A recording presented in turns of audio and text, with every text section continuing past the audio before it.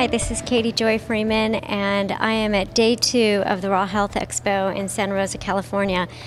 I was able to do some interviews yesterday, and today I spent most of my time going to workshops, and I thought what I would do rather than spending the majority of my time doing the interviews was just give you a nice recap of some of the things that I was learning. I have some wonderful topics. I feel just really full of inspiration and motivation to go home and try some of these new things. I have 4 topics in particular that I thought would be helpful for you all to share with me, since you're not here with me, and I know I got so much out of it, and I know that you will too.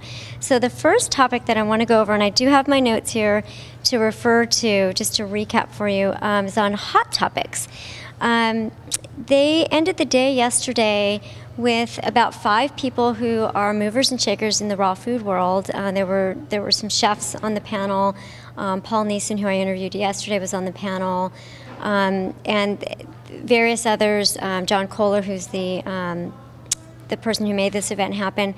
And what they did is they asked topics, and then they had the panel answer them. And I thought it was very interesting what was going on in the raw food movement according to them. The first question that they asked about was, what about being 100% raw? And over again this weekend, I heard people say, you know, really get away from that 100% raw. It's not really something that we want to focus on. It's more about what you're eating, how you're eating it, and when you're eating it, and things like that. But the panel popular answers were, again, depending on, you know, what you're eating. They were saying things like, you know, if you have some steamed vegetables and brown rice, according to their opinion, it was better than eating a lot of the raw desserts that are very rich and full of fat and a lot of sugars, even the natural sugars. The other popular answer was that fresh is best, so that if you're saying you're 100% raw, let's say, but you're eating a lot of dehydrated foods and what we would call more transition foods, foods that you might eat more at the beginning that you don't necessarily eat a lot of later on, or the gourmet raw that you might eat every now and again or introduce your family and friends to, but not necessarily have as a part of your everyday diet. So there was a lot of encouragement to just get back to eating fresh greens, fresh vegetables, fresh fruits, and making sure that things are alive when you're eating them.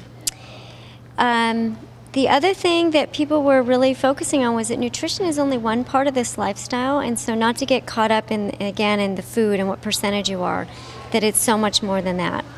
The next question they went over was, why is there so much confusion in the raw food diet? And even being at this conference, I was presented with a lot of different opinions on the same topic. And a couple years ago, when I attended my first Raw Food Spirit Festival, I left very confused. And at that time, I realized I was going to learn about what people have to say and let it absorb in, and just follow also what my body and you know, what my path is saying to me at the time, and not worry so much about is this person correct, is this person correct. I think a lot of people have some great wisdom. They're going on a lot of their experience. Some people came into this lifestyle because of disease, and so their opinions might be based more for the person who was ill, and they might be a little more strict with, you know, what you'd want to eat and what you'd want to avoid based on, you know, their goals and purposes going into this lifestyle.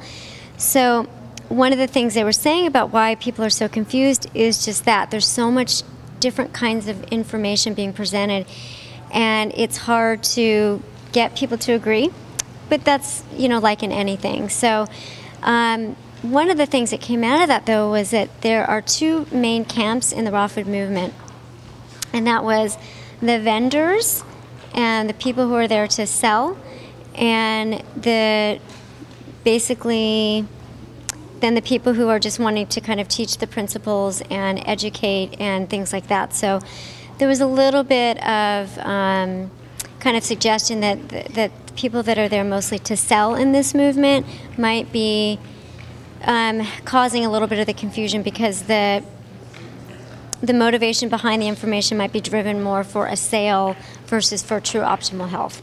But again, you know, it's kind of left up, you know, to the person to decide for themselves when different information is presented.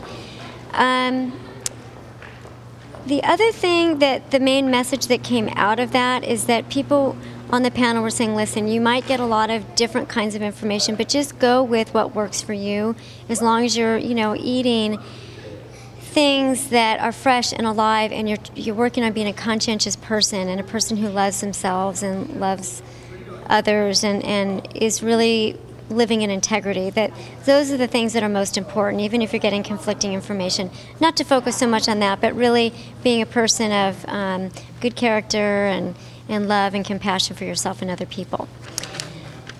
The other question that is included in the hot topics is, why do we have cravings, and how to handle them, so to speak. So this topic we could go on and on about, but in general, people said things like, if you are having cravings, regardless of the reason, don't beat yourself up over it. Really encourage yourself and have a voice of friendliness and compassion, that it's okay, it's normal, and over time they do go away if you can work on getting the detoxification and the process that you need going on in your body to really heal. They were saying that certain foods can cause the craving, even the raw foods, because some of the sugars, they were saying some of the higher sugar foods and the more what they were referring to raw junk food, which is more of some of the packaged food or what we might call the transition foods, can actually cause someone to crave more. The other thing was not getting your emotional needs met. Again, that's a topic we could go on and on about, but just having unmet emotional needs and emotional eating can cause cravings. Not having enough if our nutritional needs met was also a topic brought up that could cause these cravings. Lack of minerals, let's say in the food. If you're not eating organic foods that aren't grown in the good minerals, you still might be eating fresh and live, but it might not have the nutrients in it that you need, and they were saying that could be a possibility for cravings. So I'm going to move on to the next question. There was a whole section on who are your mentors, and I think rather than going over all of it now, I'm probably going to write something and put it up on the site, a list of books and people that were very big influencers for this panel. Okay, and I think actually that kind of covers that. So again, those were the hot topics, and it was really interesting to learn about, and again, just to get you kind of thinking and reminding you to really be curious for yourself and do your own research and investigation, and not just go so much with what one person says, but know that there are a lot of opinions out there, and it's okay. There's a lot of opinions about a lot of different things in this life. It doesn't mean that something is right or wrong, or you can't find your way in it. It just means that there are going to be different things you're presented with in the raw food world and lifestyle, and don't let that pull you off the path. Just be open to learning and growing, and I think that you're going to find your way. The main thing is just to stick with it and have some patience and tolerance on the process.